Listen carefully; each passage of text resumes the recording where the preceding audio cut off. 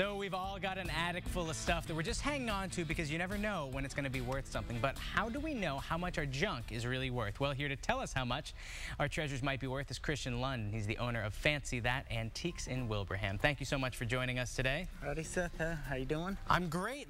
So it's that time of year when people go up to their attics and they throw a lot of stuff away. But you were telling me earlier, sometimes people can make big mistakes when they do that. Yeah, they sure do. For example, my wife, she wants me to get rid of a lot of the junk in our house, so it's actually my turn to kind of declutter. Do you give anything away when you declutter? I mean, you're an antique store owner. Me being a hoarder, it's very hard for me to do, but you know, I go to therapy for that. So, Good, yeah. Kidding. I know a guy. He's coming up later in the show.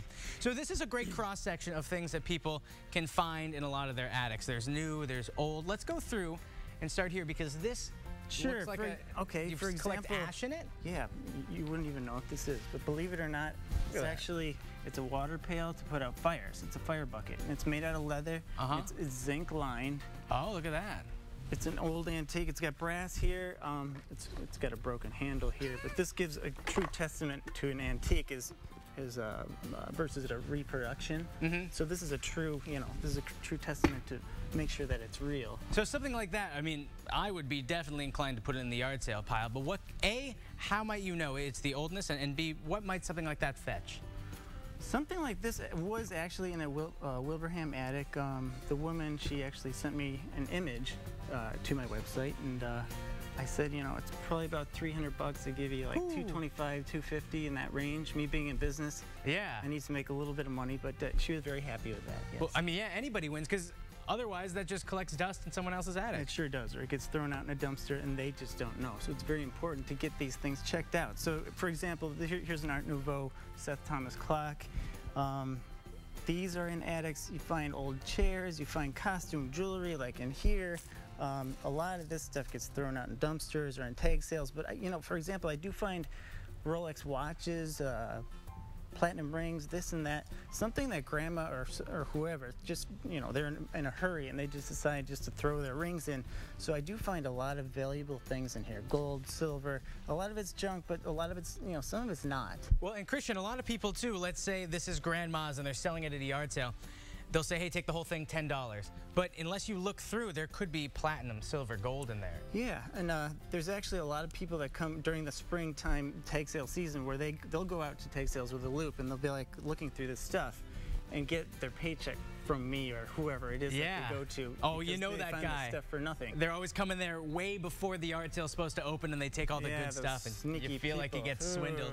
Hey, while we're on the topic though of talking about precious metals, price of gold, silver, everything is skyrocketing. Do you think that's ending or is it going to exponentially grow? Because a lot of people, they say, hey, maybe it's time that I tap out.